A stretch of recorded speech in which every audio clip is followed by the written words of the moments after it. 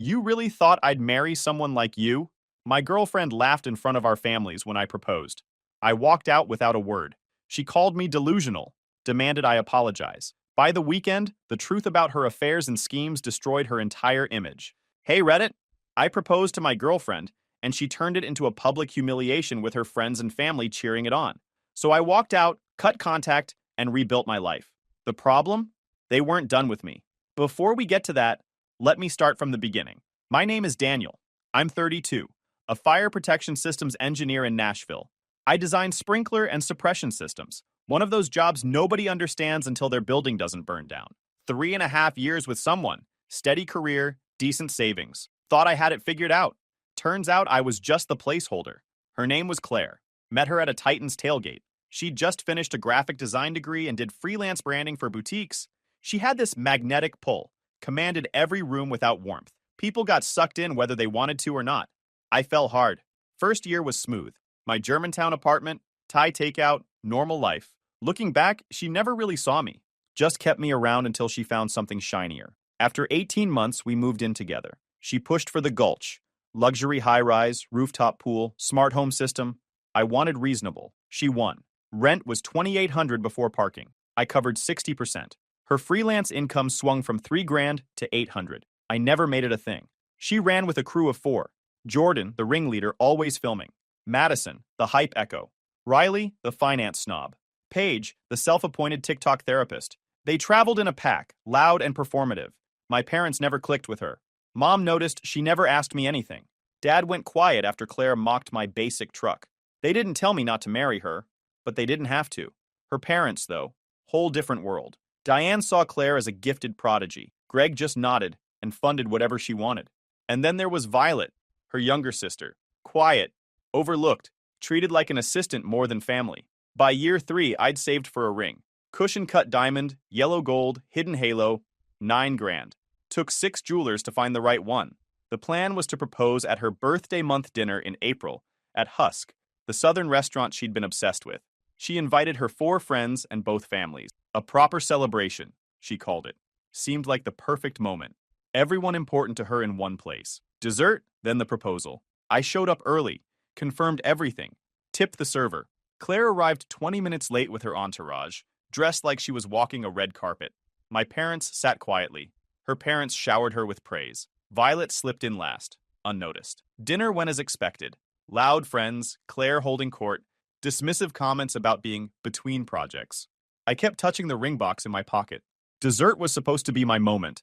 What happened instead was something else entirely. Phones were up all over the table. Jordan filming openly, Madison snapping clips, Paige pretending she wasn't recording.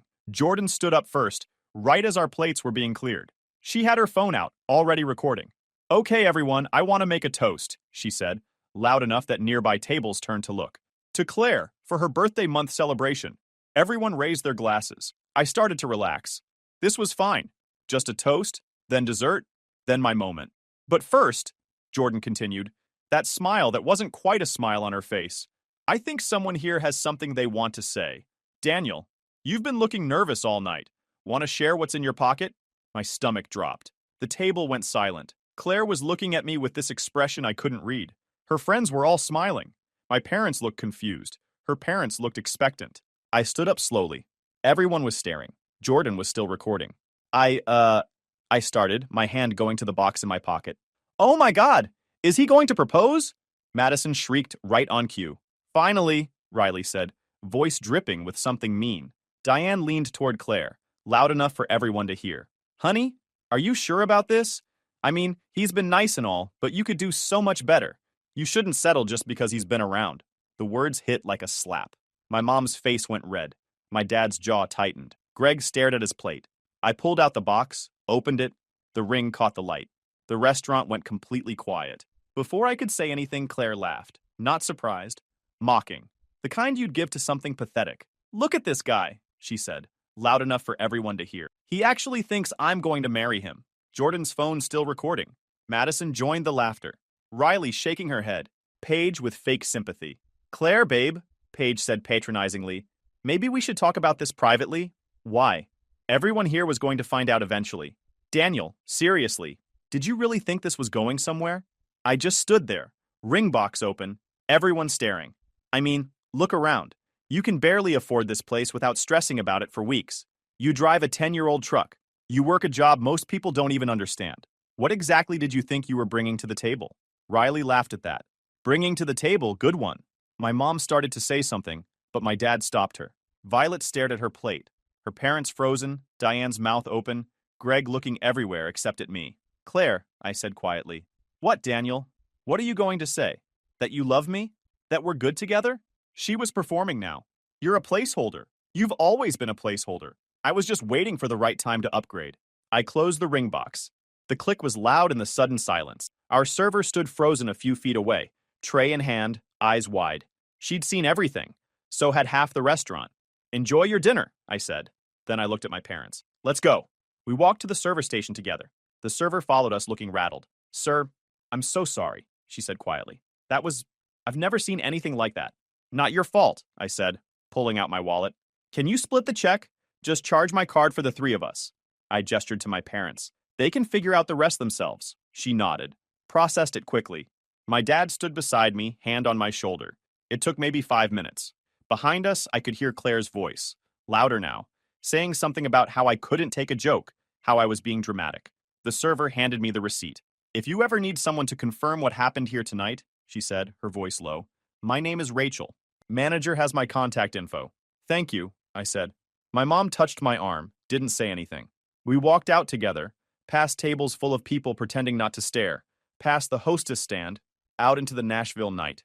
In the parking lot, my mom finally spoke. Come stay with us tonight. I need to get my stuff first, I said. Then we'll follow you, my dad said. Not a question, a fact. We drove in convoy back to the high-rise. The whole way there, my phone was blowing up. Texts, calls, voicemails. I didn't look at any of them. The apartment was dark when we got there. Claire was still at the restaurant, probably celebrating. I didn't waste time. My dad grabbed my work stuff and clothes. My mom packed the essentials. Bathroom items, my parents' photo, a few books. 40 minutes, 3 trips, and 3.5 years fit into my truck. I left everything we bought together. Furniture, dishes, smart speakers, the $600 espresso machine. I took only what was mine. Tools, gym bag, hard hat, safety vest. Before walking out, I shut everything down. Removed my access from the smart home system, changed every password, screenshotted a month of texts, rent requests, money complaints, and saved it all to the cloud. Then I sent one message. Do not contact me again. I muted her number instead of blocking it. Clean evidence, no noise. My parents drove behind me to an extended stay hotel in Brentwood. I didn't sleep. At 3 a.m., I turned my phone back on. 87 texts, 32 missed calls, mostly from unknown numbers. I screenshotted everything, saved it, then blocked her entire circle. Next morning, I handled the rest. Called my landlord, signed off the lease, paid through month's end. Claire could figure out $2,800 a month alone. Then I called my bank, split accounts, revoked access, changed every password, shut down every shared service. My dad came by the hotel around noon with coffee and breakfast sandwiches from this spot he liked. Your mother wants to know if you need anything, he said, sitting down across from me at the small table. I need to find an apartment, I said. Take your time. Hotel's paid for 2 weeks. I'm not going to hide. He looked at me for a long moment. Good. You shouldn't, but you need to be smart about what comes next. What do you mean? I mean her parents saw what happened. Her friends recorded it. This is going to get messy. You need to document everything. Every contact attempt. Every message. Everything. Don't respond. Just save it all. You think she's going to try to fix it? I think she's going to try to control the narrative, he said. And when that doesn't work, she's going to panic. People like that don't handle consequences well. He was right. By Monday morning, it had started. Jordan had posted a story on Instagram. I could have watched it on the burner, but I didn't. Ryan from work called me instead. Dude, you need to see this, he said. I'm not on my real Instagram anymore. She's saying you proposed to Claire out of nowhere, that you'd been pressuring her for months, that she had to reject you publicly because you wouldn't take no for an answer in private. My jaw clenched. That's a lie. I know it's a lie, but it's getting traction. Her friends are all commenting, backing up the story. They're making you sound controlling and desperate. Send me screenshots, I said. He did. All of them. Jordan's original post, the comments from Madison and Riley and Paige, all coordinating the same story. Claire wasn't posting herself, but she was liking every comment that painted me as the villain. I saved everything, built a habit, documented every contact attempt, every message, every threat. Then something else happened. My work email pinged. Message from HR wanting to schedule a meeting. My stomach dropped. I called Mark immediately. Mark, what's going on? Someone sent an anonymous email to HR and the partners, he said. Claims you've been unstable at work, aggressive with coworkers, mentioned something about a public incident over the weekend. They want to talk to you. I'll be there in 30 minutes, I said. I'm bringing documentation. I showed up to work with a folder, printed screenshots of every text from Claire about money, printed screenshots of the call log from that night, printed screenshots of the social media posts trying to reframe what happened. My boss, Mark, and the HR director sat across from me. Daniel, we got an email making some serious accusations, the HR director started. I know, I said, sliding the folder across. Here's what actually happened. I walked them through everything. The planned proposal, the public humiliation, the recording, the coordinated social media attack, the anonymous email that was clearly retaliation. Do you know who sent it? Mark asked. I can guess, but I can't prove it.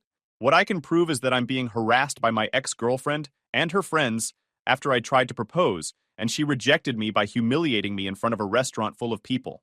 The HR director read through everything slowly. Then she looked up at me. We're going to need you to file a formal complaint about the harassment, she said. And if any of these people contact you again or attempt to contact anyone here, you need to let us know immediately. Already planning on it, I said. I left that meeting with my job intact, and an official paper trail started. First small win. That night, my phone rang from an unknown number. I didn't answer. Let it go to voicemail. Listen to it after. It was Diane, Claire's mom. Daniel, this is getting out of hand. Claire is devastated. She didn't mean what she said. She was just overwhelmed by the pressure of a public proposal. You know how she gets. I think you two need to sit down and talk this through like adults. She's willing to forgive you for embarrassing her at the restaurant if you're willing to admit you moved too fast. Call me back. Forgive me for embarrassing her. I saved the voicemail. Didn't call back. 2 days later, another voicemail. This time from Greg, Claire's dad. His voice was quiet, apologetic. Daniel, it's Greg. I wanted to say I'm sorry about how that dinner went. What Claire said, what Diane said, it wasn't right. I should have spoken up. You know how Diane gets. And Claire? She's always been strong-willed. And when Diane encourages her, look, I'm not making excuses. I just wanted you to know that not everyone in the family thought that was okay. But I can't go against them on this. I hope you understand. Take care of yourself. I saved that voicemail too. Not because I was going to use it, just because it proved what I already knew about that family. Greg saw the problem. He knew it was wrong. He just didn't have the spine to do anything about it. I found an apartment in East Nashville. Nothing fancy, just a 2-bedroom in an older complex with off-street parking and a gym that was actually just a room with some weights and a treadmill. Rent was $11.50. I could breathe again. Moved in over a week, worked half days and spent afternoons setting everything up. Bed, couch, TV, kitchen stuff, all new. Nothing from the old place. Nothing that reminded me of her. My parents helped me move the heavy stuff. My mom bought me dishes and towels and kept asking if I was okay.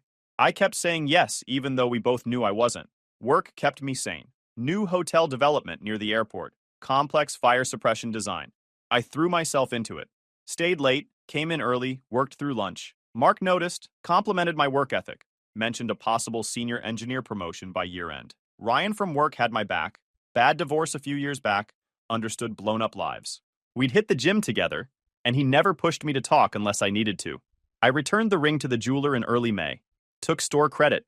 $9,000 sitting there for whenever I needed it. Felt good to have it off my hands. The harassment kept evolving. Burner numbers sending coordinated messages. You owe her an apology. You embarrassed her in front of her family. Real men don't propose without being sure. Never from Claire directly, but obviously orchestrated. I kept receipts. Quietly, noted time and date. Didn't respond. Just archived and blocked. Then weird gifts. Flowers with unsigned cards. Expensive coffee basket. Whiskey delivered to work. Everything designed to look romantic but felt like surveillance. I refused all deliveries, told my building and work not to accept anything.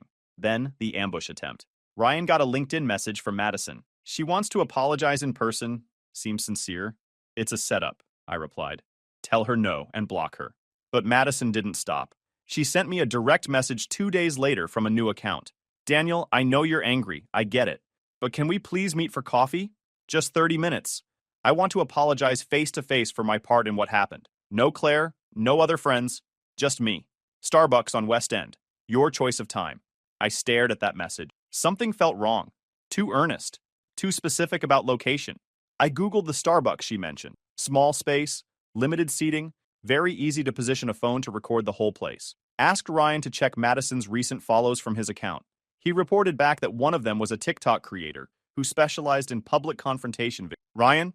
I called him. Madison just tried to set up a coffee meeting. You going? No. It's a recording setup. She wants me somewhere public where they can film me. Probably cry, make me look like the villain who won't accept an apology. Then they post it and I'm the bad guy again. Smart catch. I replied to Madison's message. Not interested in being filmed for your redemption arc? Lose my contact info. Blocked the new account. Logged it. I locked down tighter. Installed Ring doorbell camera. Changed locks. Added second deadbolt. Called building manager. Put Claire's photo on file with strict no entry instructions. Is this a protective order situation? The manager asked. Not yet. But if she shows up, call police and call me. Do not let her in. Weeks passed. Late April into May. Work going well, sleeping better, eating regular. Maybe I'd get through this. Then Violet reached out. LinkedIn message Tuesday morning. Daniel, it's Violet. I know you don't want to hear from anyone connected to her, but I need to talk. It's important. Can we meet somewhere public? I stared at that message for a long time. Violet had always been nice to me, quiet and polite, and basically ignored by her family. But she was still Claire's sister. This could be another setup. But something about the message felt different, felt genuine. Coffee, I replied. That place on 5th. Tomorrow at noon. I'll be there, she said. Violet showed up early, sitting at a corner table, hands wrapped around a coffee cup, nervous. Thanks for meeting me. What's this about? She pulled out her phone, slid it across. Group chat. Name at top. Operation Upgrade. Read it. Scrolled through messages. Dated back 3 months. Jordan, Madison, Riley, Paige, Claire. Planning the humiliation. Every detail. How Jordan would guess about the proposal. How Madison would laugh on cue. How Riley would make money comments. How Paige would offer fake sympathy. Every beat choreographed. But there was another reason. Kept scrolling. Messages about another guy. Kent. Older, established, brand consultant. Claire had been seeing him 2 months. Friends knew. Covered for her. Made excuses. Deleted tags. The humiliation wasn't about fear of commitment. It was about clearing the path for Kent without being the bad guy. Why show me this? Because it's wrong. I've watched Claire manipulate people my whole life. Watched my parents worship her while treating me like I'm invisible. Watched her use people and throw them away with zero consequences because my mom always fixes everything. I'm done watching. So what do you want? Nothing. I wanted you to know the truth. What you do with it is up to you. You could send me these screenshots. She nodded, sent the entire thread to my email. Months of messages, proof of the affair, premeditation, everything. One more thing. Kent dumped her last week. Once everything went public, he panicked, said he couldn't be associated with that kind of drama, blocked her. And now she wants me back. Now she needs you back. Her clients dropped her after Instagram went viral beyond her friend group. People don't hire someone who publicly humiliates their partner then brags about it. My mom's doing damage control, but it's not working. Claire's reputation is tanked. She thinks if she gets you back, she can spin it as a misunderstanding. That's not happening. I know. That's why I wanted to warn you. She's not stable. Desperate people do stupid things. Violet stood. If she finds out I talked to you, it'll be World War III. But you should know not everyone in our family thought what she did was okay. My dad won't say it, but he knows it was wrong. He's just too afraid of my mom. She left. Forwarded everything to Secure Cloud. Made 3 backups. Called Ryan. I need you to be my witness for something. He met me at my apartment an hour later. Showed him everything on my laptop. Let him read the entire thread. Watched his face go from confused to angry to disgusted. This is insane. They planned the whole thing? Every word. And she was cheating? For 2 months. We drafted a simple document. Ryan confirmed he saw everything, dated and signed. Both took photos with our phones for metadata. Done. That night, consulted with a lawyer. Dad's colleague, specialized in civil harassment. Walked him through everything. Public humiliation, social media attacks, anonymous work complaints, stalking, documented conspiracy. You have an extremely strong case for a protective order, and potentially for defamation if you want to pursue that. I don't want money. I want her to leave me alone. Then we file for a protective order, but get ready for her to lose it. Once she's served, she'll realize she's lost control. People don't react well to that. I'm ready. I hope you are. The paperwork was filed on a Friday. The court date was set for about 2 weeks out. Claire would be served by Monday. A temporary protective order would be in effect immediately upon service. I spent the weekend preparing, made sure every digital account was secure, made sure my building management had her photo and clear instructions, made sure my work knew what was happening, made sure my parents were aware, and had copies of all the documentation. Monday morning, I got the call. She'd been served at her parents' house. According to the process server, she'd opened the door, read the papers, and immediately started screaming. Her mother came to the door yelling about harassment. Server documented it all. Filed. By Monday afternoon, my doorbell camera caught the first attempt. Claire showed up, tried to get buzzed in. Building manager denied her. She started yelling into the intercom. Daniel, open the door. We need to talk about this protective order thing. This is insane. I just want to explain what really happened. You're being crazy. Building manager warned her. She refused to leave. Police came. She was sitting in the lobby crying, telling anyone who'd listen that her ex-boyfriend was harassing her. Police reviewed footage, saw her refuse to leave, gave her a warning, escorted her out. First violation on record. Tuesday, she tried a different approach. Showed up at my work. Receptionist called me. Security on the way. I came downstairs, phone recording. Claire switched into performance mode. Daniel, please, we need to talk. This was a mistake. I was hurt and I said things I shouldn't have, but we can fix this. You need to leave. You've been served with a protective order. You're violating it. That's ridiculous. I'm just trying to talk to you. Security arrived. Ma'am, you need to leave the building. This is a public building, she said. It's a private office building and you're trespassing. You can leave willingly or we call the police. She looked at me, tears streaming. You're really going to do this? You already did this. I'm just responding. She left. Security walked her to the street. I filed a report with the police. Added the video. Second violation on record. Wednesday was quiet. Wrong. Wednesday night, Riley called from an unknown number. Daniel, it's Riley. I'm out. I deleted the group chat.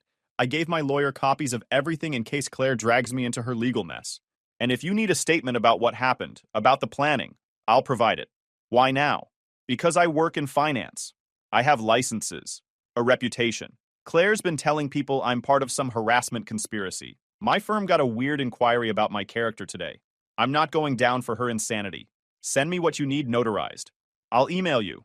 2 days later, a notarized statement arrived. 4 pages detailing Operation Upgrade, confirming Kent, confirming the premeditation. Riley didn't do it out of guilt, self-preservation. But I'd take it. Saved. The friend group was fracturing. Jordan went quiet. Riley turned. Madison and Paige went radio silent. The crew was falling apart. Thursday afternoon, building manager called.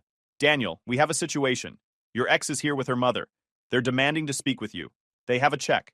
Ask them to leave. They're refusing. Should I call the police? Yes. I left work early, drove straight home. Police were already there talking to Claire and Diane. Claire holding an envelope. Diane going hard. The officer saw me. Sir, are you Daniel? I am. These women say they're here to return property. I don't want anything from them. Claire is under an active protective order, and she's here with her mother, helping her violate it. Diane's face went red. This is absurd. We're trying to fix this and you're acting like a victim. Ma'am, you both need to leave, the officer said. We have a check for him, Claire said, holding up the envelope. Reimbursement for the ring. I returned the ring 2 weeks ago, I said. Took the envelope anyway so they'd have no excuse to return. Officer, I want this documented as a violation. She's not supposed to contact me directly or indirectly. The officer nodded. You're being cited for violation of a protective order, he said to Claire. Then to Diane. Ma'am, you're being trespassed from this property. If you return, you'll be arrested. They left. Officer gave me copies of the citations. Back in my apartment, I opened the envelope. Check for $10,000. Note in Diane's handwriting. For the ring and your trouble. In exchange, we need you to send a statement to Claire's former clients and post on social media that the incident at dinner was a mutual misunderstanding. Claire's career depends on clearing her reputation. This is a fair trade. I photographed both, slid them into a plastic sleeve, and dropped them into my evidence folder for my lawyer. I wanted to tear them up. Anger can wait. Paperwork can't. Also, fair trade for ruining someone's life at dinner? Diane's math was bad. That night, restaurant manager from Husk called. He'd pulled my number from the reservation file. Someone requested they delete security footage from April 12th. Privacy violation claim. Did you delete it? No, sir. Required to keep it 90 days. But someone's trying to erase what happened. If you need a copy for legal purposes, I can provide that. I would appreciate that. Next morning, email from an unknown address. Subject, we should talk, from Jordan. Daniel, I have the full video from the proposal. Everything. High definition, multiple angles. Footage from before and after that's damaging to Claire's version. I'm willing to delete it and never post it, but I need you to do something first. Drop the protective order. Publicly clear Claire's name. Say it was a mutual breakup that got heated. Do that, and this footage disappears forever. Don't, and it goes live on TikTok, where it'll get millions of views. You have 48 hours. People always act toughest when they're typing evidence. Forwarded it to my lawyer. This is extortion, he said 10 minutes later. And she's an idiot for putting it in writing. Forward to police. She just handed you another charge. Did exactly that. Detective called Jordan the same day. Whatever he said made her delete the footage and every social media account within hours. Done. The hearing was on a Wednesday. I showed up with my lawyer, documentation, and Ryan as witness. Claire showed up with her parents and a lawyer they'd hired.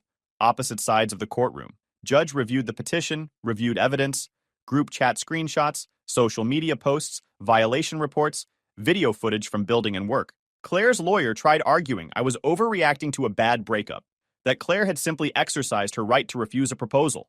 My lawyer presented the group chat, showed the premeditation, showed the affair, showed the deliberate plan, then showed the escalating harassment. Judge was not impressed. Ms. Claire, did you plan this public rejection in advance? The judge asked. Claire's lawyer tried to object. Judge cut him off. I'm asking your client directly. We talked about it, but it wasn't meant to hurt him. It was just supposed to be funny. Funny. You thought publicly humiliating your partner of 3.5 years in front of both families and a restaurant full of strangers would be funny? I was overwhelmed. You were cheating on him? For 2 months? And when he tried to propose, you'd already decided to end it, but didn't want to be the one to do it. So you arranged a public humiliation. Is that accurate? Claire didn't answer. I'm going to stop you right there, the judge said to her lawyer. I've seen a lot of cases in this courtroom. This is one of the more calculated things I've seen in a domestic matter. The protective order is granted. 2 years, 100 yards minimum distance, no contact, direct or indirect, no third-party contact, no social media contact. Violations will result in immediate arrest and criminal charges. Clear? Yes, Your Honor. Judge signed the order. The hotel project wrapped up in early June. Mark called me into his office the day after the final inspection. The partners want to see you, he said. Why? Relax. It's good news. Turned out it was very good news.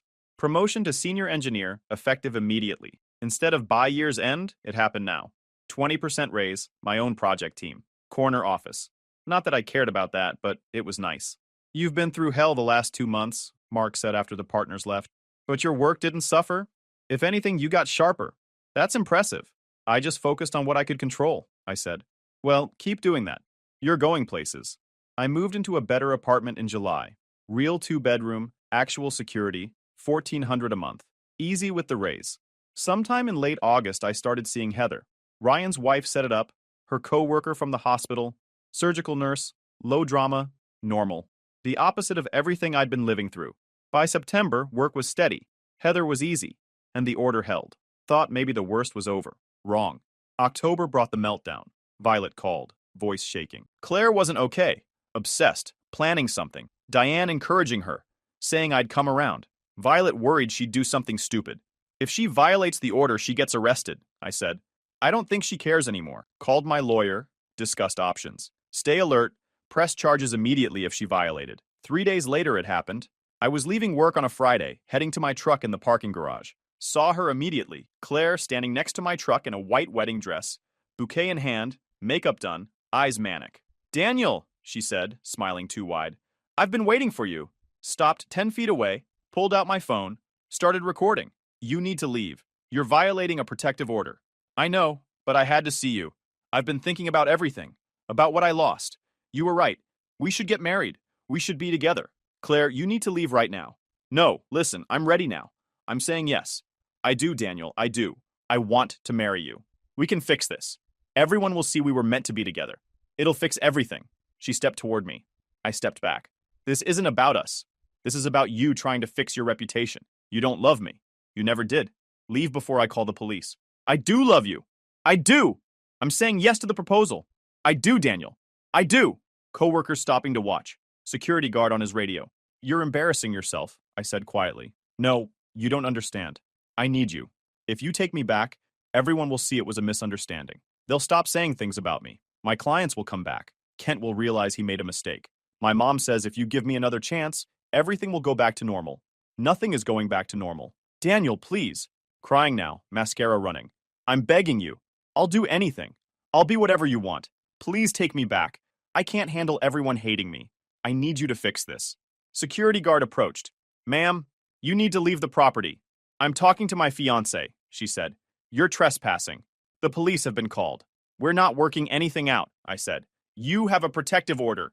You're violating it. Leave. I'm not leaving until you say yes. I'm not leaving until you agree.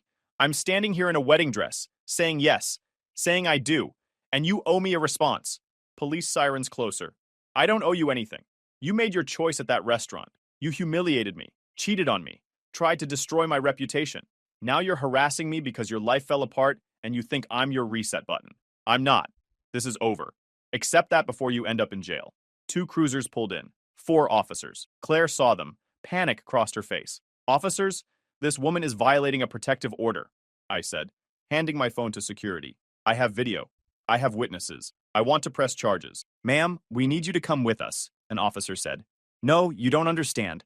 I was just trying to fix things. He's my fiancé. We're working things out. Ma'am, we have a copy of the protective order. You're in violation. Come with us now. Claire tried to run, got 3 steps before 2 officers grabbed her. Flowers went flying. She started screaming, saying I was ruining her life. Her mother would hear about this. Her lawyer would destroy me. They cuffed her, read her rights, put her in the cruiser while she screamed. One of the officers took my statement, reviewed the video, took the security guard's statement, took statements from the co-workers who'd witnessed it. You'll need to come to the station tomorrow to file a formal report, the officer said. But I want you to know, this is a clear violation. She's looking at criminal charges, possible jail time depending on the judge. I just want her to leave me alone, I said. After tonight, I think she will. They drove away with Claire still screaming in the back of the cruiser. The security guard gave me back my phone. My co-workers asked if I was okay. I said yes, even though I wasn't totally sure. I called my lawyer from my truck, told him what happened. He said he'd file for an extension of the protective order and push for the maximum penalties for the violation. Then I called Violet. She did it, I said. Showed up at my work in a wedding dress. Police arrested her. Violet was quiet for a long moment. I'm sorry, I tried to warn you. I know, it's not your fault, but you should probably prepare for the fallout at your house. Already preparing. I'm actually looking at apartments. I think it's time I moved out. Good for you. Daniel, for what it's worth, you handled this exactly right. From day one, you handled it right. Don't let anyone tell you different. Thanks. I drove home, sat in my apartment, looked at the video one more time. Claire in a white dress screaming, I do, while police closed in. It should have felt like victory, felt more like exhaustion, but it was over. The violation hearing happened 2 weeks later. Claire pled guilty. 6 months probation, court-ordered evaluation, protective order, extended to 5 years. Judge wasn't sympathetic. Mental health struggles don't excuse stalking. You had every opportunity to comply. These are the consequences. Greg pulled me aside in the hallway after. I should have said something at that dinner. I knew it was wrong. I've known for years how Diane and Claire treat people. I just didn't have the courage. I'm sorry. Too late for sorry. He nodded. I know. But she's my daughter and I love her. She did this to herself. Diane enabled every step. He walked away. A week later, Diane tried one last move. She found Heather through a photo Ryan's wife posted and tagged, then sent her a Facebook message warning her about me being emotionally manipulative. One cease and desist letter shut it down permanently. Life moved on. Hotel project won an award. Got the promotion. Claire moved to Atlanta. Reputation destroyed. Violet got her own place. Cut family ties. Ryan and I still hit the gym. Nobody asks about Claire anymore. Sometimes I think about that night at Husk. Her laugh, walking out, everything after. Best thing she ever did was show me exactly who she was before I married her. Worth it to dodge that bullet. Sometimes the trash really does take itself out. Guys, we are so close to hit 100,000 subscribers on this channel. If you are not subscribed to the channel, please consider subscribing. It really helps hit that 100,000 mark. Thanks for making this dream come true.